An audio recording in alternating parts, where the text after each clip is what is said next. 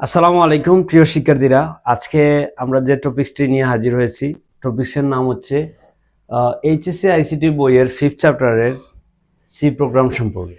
এবং প্রশ্নটা হচ্ছে 3টি সংখ্যার মধ্যে বড় সংখ্যা নির্ণয়ের জন্য সি প্রোগ্রাম ও ফ্লোচার্ট। ম্যাক্সিমাম বোর্ডে এই প্রশ্নটা কিন্তু বারবার ঘুরে ফিরে চলে আসে, সেহেতু আমরা আজকে শিক্ষার্থীদেরকে এটা সহজে বোঝানোর চেষ্টা করব। প্রিয় শিক্ষার্থীরা, 3টি সংখ্যার মধ্যে বড় সংখ্যা নির্ণয়ের জন্য প্রোগ্রাম ও ফ্লোচার্ট। তো আমরা প্রথমে ফ্লোচার্টটা বুঝিয়ে দিই। তো তোমরা বেসিক কিছু আইডিয়া সম্পর্কে ফ্লোচার্ট আশা করি বই থেকে বা বিভিন্ন ক্লাস থেকে জেনেছো। এই আলোকে আমরা ফ্লোচার্টটা আপাতত সাজিয়ে দেখাচ্ছি।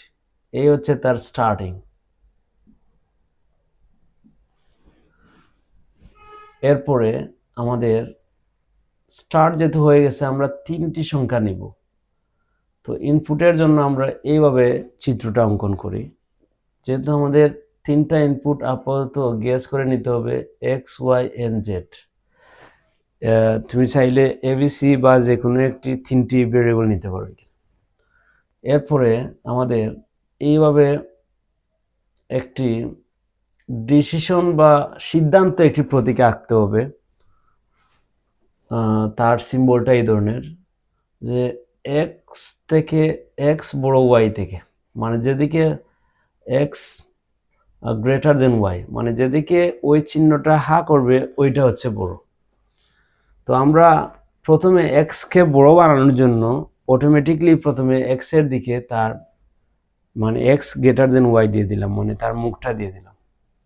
এইটা যদি ইয়েস হয় তাহলে আমরা এক্সকে তো বড় পাইলাম ওয়াইয়ের চেয়ে, এখন এক্সকে জেডের কাছে আমরা নিয়ে যাব বড় বানানোর জন্য। সুতরাং এই সিদ্ধান্ত প্রতীকের গড়ে আমরা লিখলাম এক্স গ্রেটার দেন জেড। আগে এক্স ওয়াই থেকে বড় হয়ে ইয়েস হয়ে কিন্তু এইখানে এই গড়ে চলে গেছে, যাওয়ার পরে এখানে বসছে এক্স গ্রেটার দেন জেড। এখনো যদি বড় হয়, এটা যদি ইয়েস হয়, তাহলে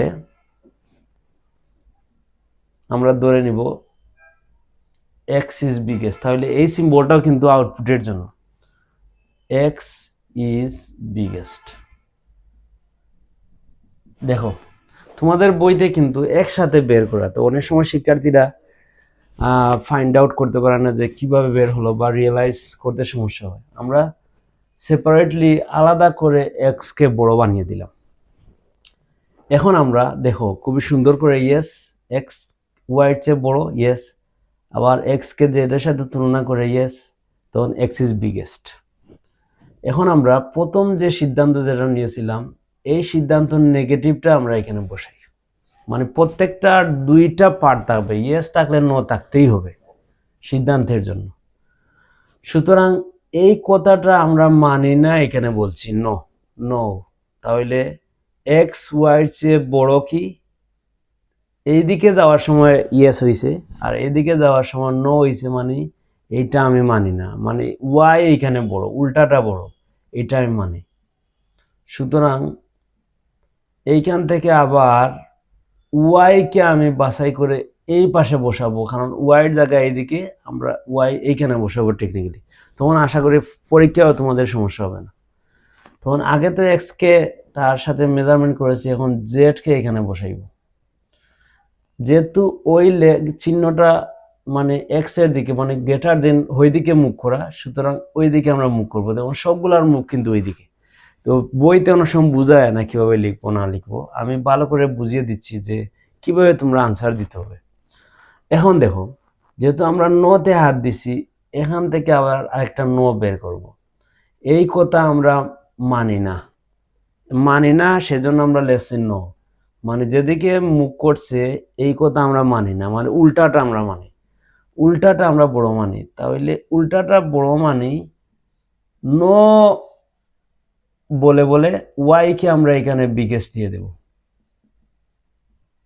বুঝতে পারলে অনেক ভালো আছে, মানে funniest topics from my point of view.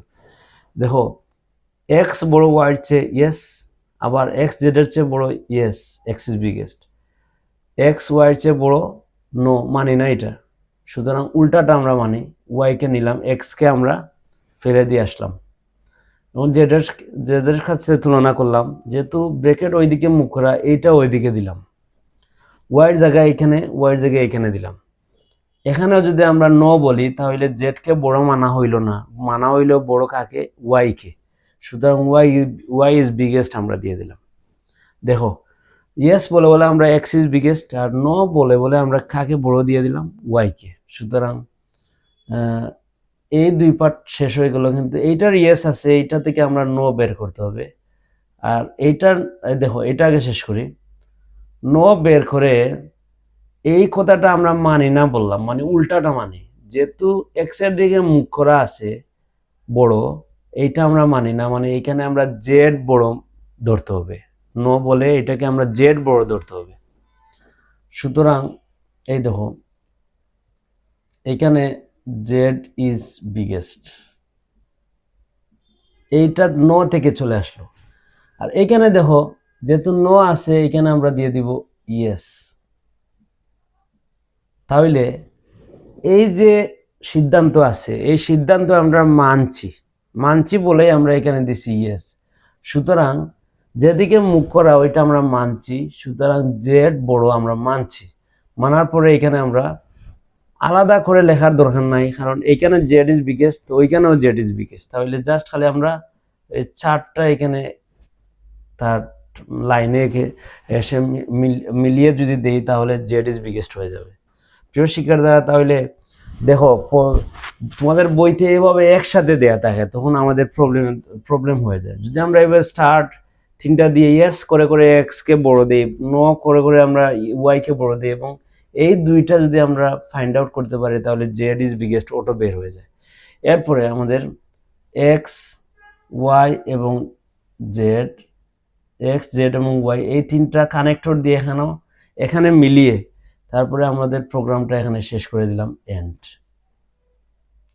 এই চিহ্নটা স্টার্ট এবং এন্ডের একই চিহ্ন, অনেক সময় কলম দিয়ে সমস্যা হয়, তোমরা পরীক্ষা সুন্দর করে রেখে দিবে। দেখছো প্রিয় শিক্ষার্থীরা, যে আমাদের একটা ডিফিকাল্ট একটা টপিকস, কিন্তু বোঝানোর ক্ষেত্রে ভালো একটি আইডিয়া নিয়ে বোঝানোর কারণে এটা ইজি হয়ে গেল। আশা করি তোমরা এভাবে পরীক্ষার হলে পারফর্ম করতে পারবে।